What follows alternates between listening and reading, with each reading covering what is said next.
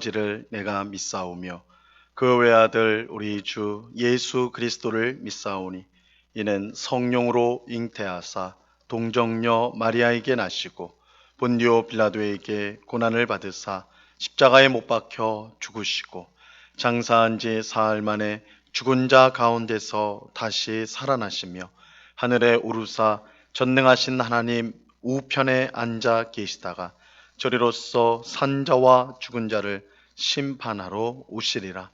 성령을 믿사오며 거룩한 공예와 성도가 서로 교통하는 것과 죄를 사하여 주시는 것과 몸이 다시 사는 것과 영원히 사는 것을 믿사옵나이다. 아멘. 우리 찬송가 425장 주님의 뜻을 이루소서 우리 같이 찬양하도록 하겠습니다. 찬송가 425장 이전 통일 찬송가는 217장 찬송입니다.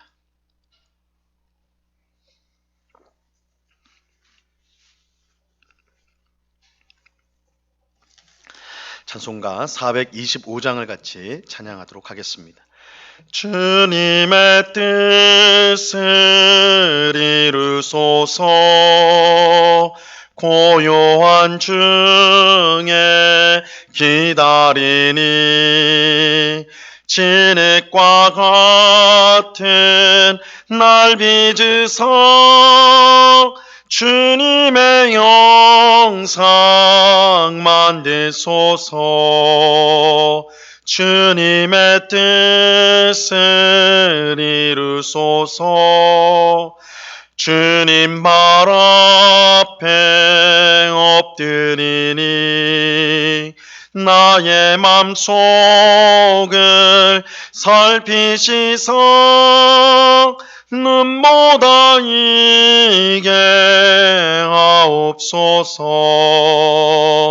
주님의 뜻을 이루소서 병들어 몸이 피곤할 때 권능의 손을 내게 펴서 강건케 하여 주옵소서 주님의 뜻을 이루소서 온전히 나를 주장하사 주님과 함께 동행함을 만민이 알게 하옵소서.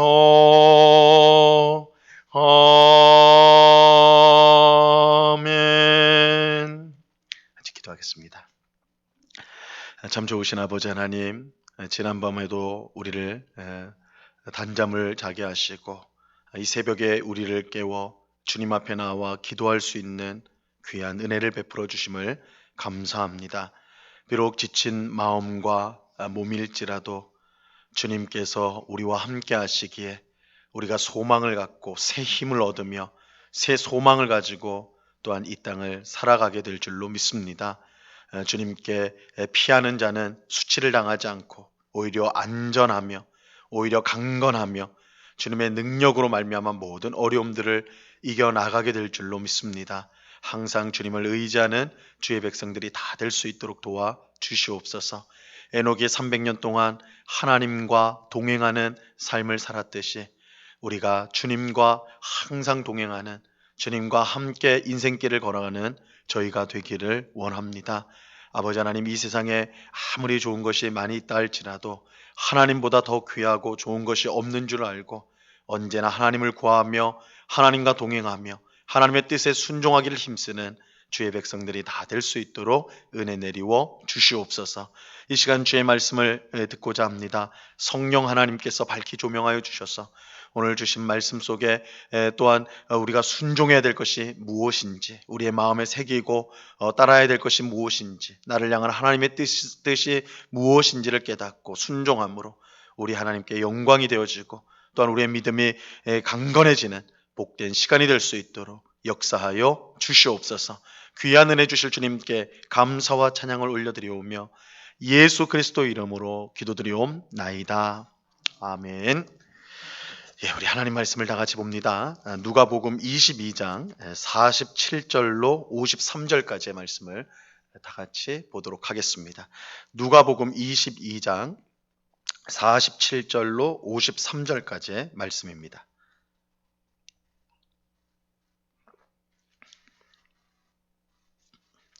누가복음 22장 47절로 53절까지의 말씀 우리 한 목소리로 천천히 다 같이 읽도록 합니다. 같이 읽겠습니다. 시작.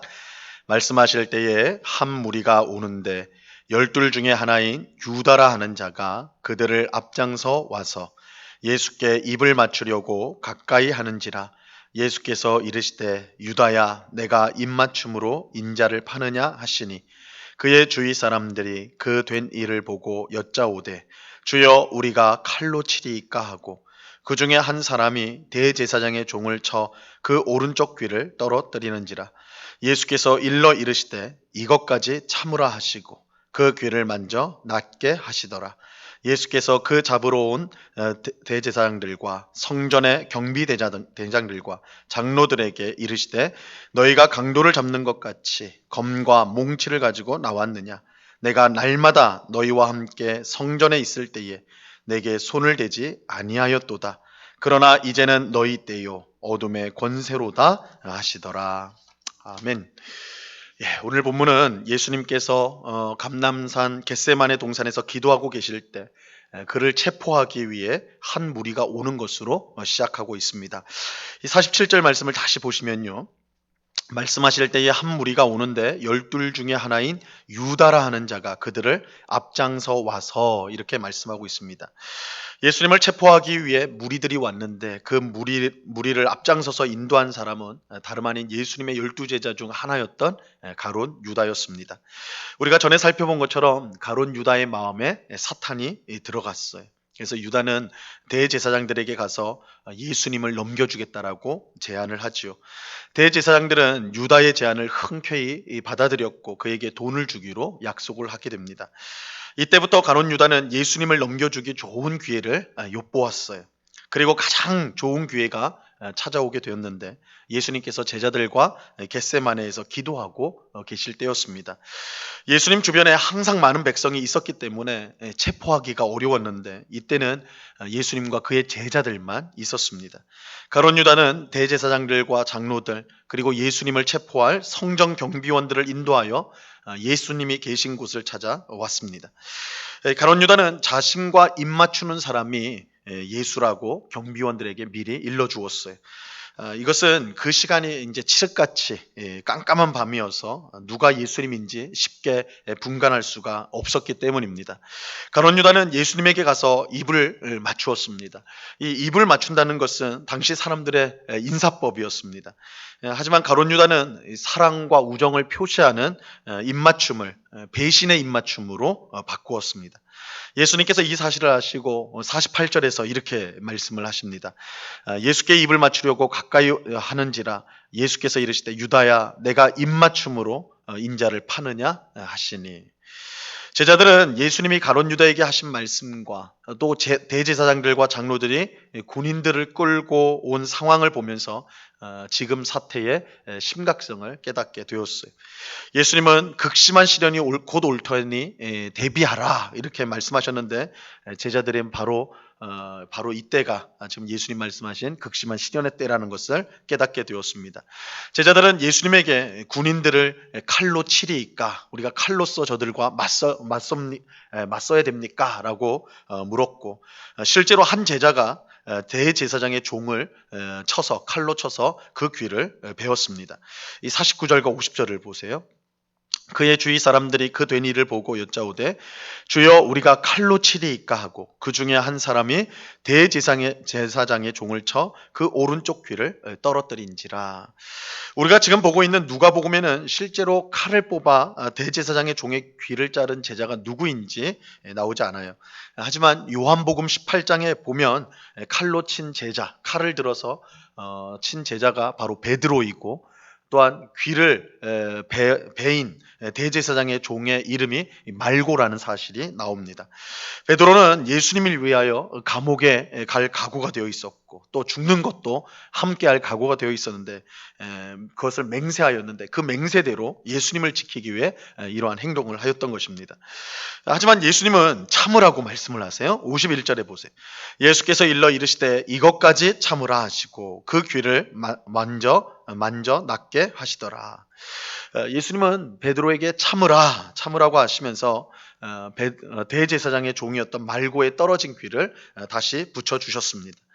예수님께서 베드로에게 이것까지 참으라 하신 것은 칼로서 적들과 맞서는 것은 하나님의 뜻이 아니다라는 의미입니다. 같은 이야기를 전하는 마태복음 26장 52절에 보면 이렇게 말씀하세요. 이에 예수께서 이르시되 내 칼을 도로 칼집에 꽂으라. 칼을 가지는 자는 다 칼로 망하느니라. 아무리 상대가 칼로 위협한다 하더라도 똑같이 칼로 맞서는 것은 하나님의 뜻이 아니라는 것입니다. 왜냐하면 칼을 가지는 자는 다 칼로 망하기 때문입니다. 하지만 예수님은 얼마 전 제자들에게 큰 시련을 대비하여 옷을 팔아서라도 칼을 준비하라 그렇게 말씀을 하였거든요. 그런데 칼을 가진 자가 칼로 망한다면 왜 그런 말씀을 하셨는가? 왜 옷을 팔아서라도 칼을 너희가 가져야 된다 이 말씀을 하셨는가? 사실 이거 이해하기가 쉽지 않아요. 이것은 실제로 칼을 준비하라는 것이 아니라 예수님 하신 말씀은 옷을 팔아서라도 칼을 준비하라 이렇게 문자 그대로는 칼을 준비하라고 하셨지만 실제로 칼을 준비하라는 뜻이 아니라 그만큼 큰 시련이 올 것이니 만반의 준비를 해야 된다라는 뜻이었습니다. 사실 제자들이 싸워야 할 대상은 눈에 보이는 사람이 아니었습니다. 눈에 보이지 않는 사탄의 세력이었어요.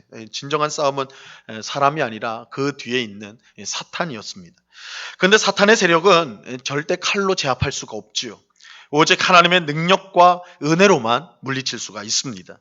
이런 점에서 예수님께서 칼을 준비하라고 하신 것은 진짜 칼이 아니라 사탄을 물리칠 수 있도록 기도와 말씀으로 깨어 있어야 한다는 것이었습니다. 그래서 사도 바울도 칼을 말할 때 성령의 검을 말씀하죠. 하나님의 말씀, 곧 성령의 검이다 이렇게 말씀함으로써 말씀이 검이 된다, 칼이 된다 이렇게 말을 했습니다. 하지만 베드로는 예수님의 이러한 뜻을 제대로 깨닫지 못하고 칼을 사용하였던 것입니다. 그런 베드로에게 예수님은 참으라 이렇게 말씀하셨어요. 그런데 우리 또한 베드로와 비슷한 잘못을 범할 때가 많습니다. 우리를 공격하는 상대에게 그들이 사용하는 것과 똑같은 세상의 힘을 동원하려고 하는 것이죠. 돈이나 권력이나 사람을 동원하여 문제를 해결하려고 합니다. 하지만 그것은 결코 예수님의 방식이 아닙니다. 예수님은 칼을 가진 사람은 칼로 망한다고 하셨어요. 돈을 의지하는 사람은 돈으로 망하게 될 것입니다. 권력을 믿는 사람은 권력으로 망하게 될 거예요.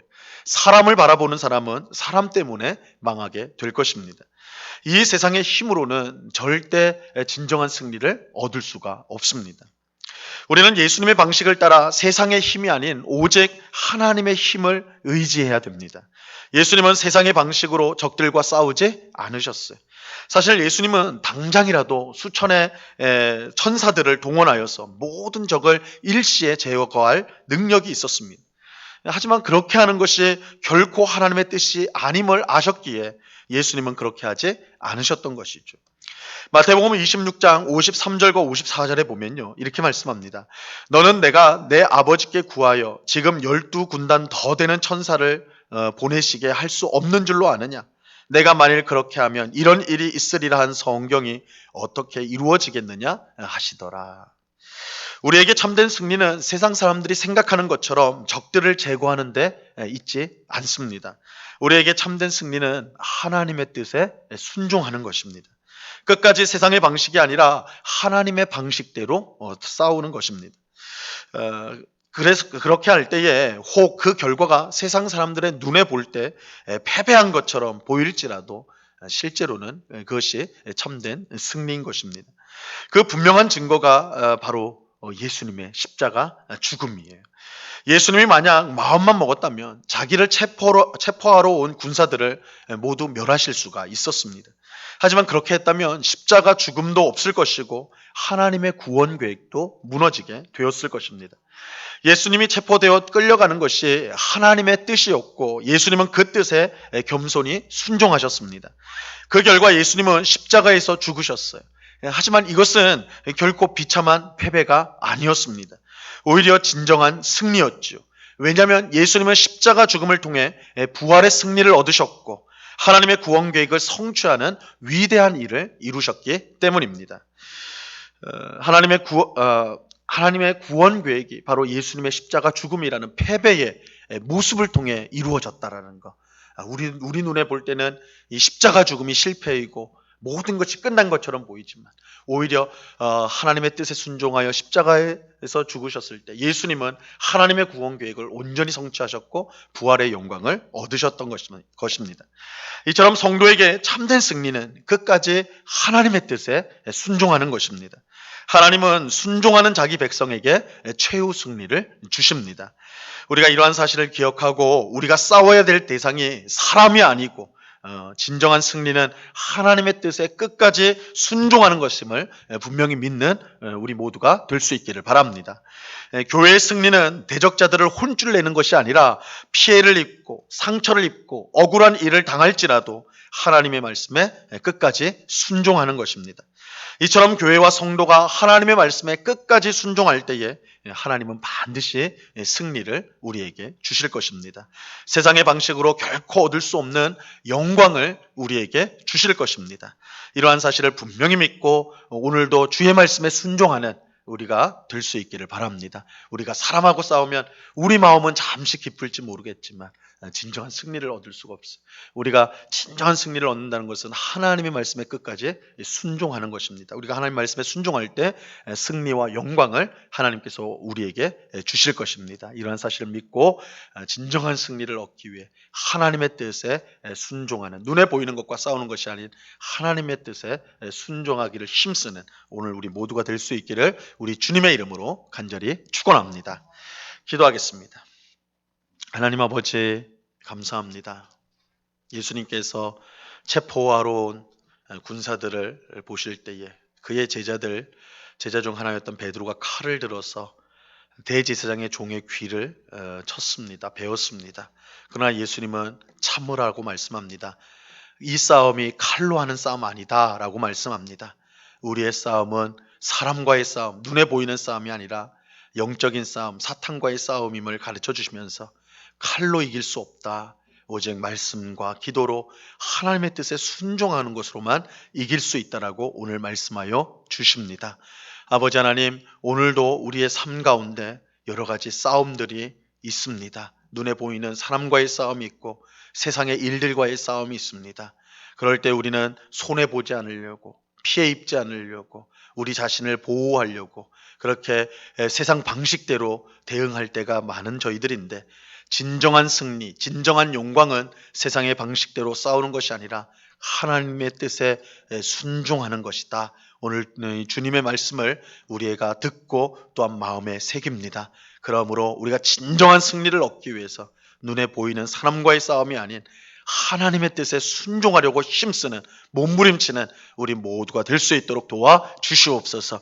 예수님께서 십자가에서 죽으실 때 그것은 패배이고 모든 것이 끝난 것처럼 보였지만 하나님의 뜻에 끝까지 순종한 예수님을 하나님은 지극히 높여서 모든 영광을 그에게 주셨고 모든 승리를 그에게 주셨습니다. 하나님의 뜻에 순종하는 것이 우리에게 진정한 승리요 진정한 영광인 것을 우리로 하여금 알게 하여 주사 오늘도 주님의 뜻에 순종함으로 말씀과 기도로 싸움으로 우리가 진정한 영광, 진정한 승리를 얻는 복된 삶을 살아갈 수 있도록 우리 모두를 붙잡아 주시옵소서. 아버지 하나님, 우리의 영적인 싸움을 잘 싸우기 위해서는 우리가 말씀과 기도로 무장해야 되겠나이다. 항상 하나님 말씀을 가까이 하고 읽고 배우고 또한 익히는데 힘쓰는 주의 백성들 되게 하시고 무시로 기도하는 언제나 기도에 힘쓰는 저희들이 되어서 모든 악한 세력들, 하나님의 뜻을 좌절시키려고 하는 우리 가운데 역사하는 모든 악한 세력들을 물리치는 영적으로 항상 깨어있는 주의 백성들이 다 될 수 있도록 주님 도와 주시옵소서. 오늘도 귀하고 복된 날을 주시니 감사합니다. 우리가 어느 곳에 있든지 주님 늘 동행하여 주시고 하나님의 뜻을 이루시며 또한 하나님의 방식대로 예수님의 방식대로 싸우며 승리할 수 있는 저희 모두가 될 수 있도록 은혜를 내리워 주시옵소서. 오늘 밤에는 수요 성경 공부로 우리가 하나님의 말씀을 함께 배우고자 합니다. 말씀을 배우는 것이 참된 승리의 길이요 순종의 길인 것을 알게 하시고 하나님 말씀을 배우는 데 힘쓰는 주의 백성들이 다 될 수 있도록 주님 꼭 붙잡아 주시옵소서. 이 시간 여러 가지 간구의 제목들로 기도하는 주의 백성들 한 사람 한 사람 붙들어 주시고 우리의 기도에 신실하게 응답하시는 하나님 앞에 우리의 마음을 모두 쏟으며 하나님을 더욱더 바라보고 의지하는 복된 기도의 시간이 될 수 있도록 성령 하나님 우리를 인도하여 주시옵소서. 우리와 항상 함께 하시는 주님께 감사와 찬양을 올려드리오며 예수 그리스도 이름으로 기도드리옵나이다. 아멘. 하늘에 계신 우리 아버지여, 이름이 거룩히 여김을 받으시오며 나라에 임하옵시며 뜻이 하늘에서 이룬 것 같이 땅에서도 이루어지이다. 오늘날 우리에게 일용할 양식을 주옵시고 우리가 우리에게 죄 지은 자를 사하여 준 것 같이 우리 죄를 사하여 주옵시고 우리를 시험에 들게 하지 마옵시고 다만 악에서 구하옵소서. 대개 나라와 권세와 영광이 아버지께 영원히 있사옵나이다. 아멘.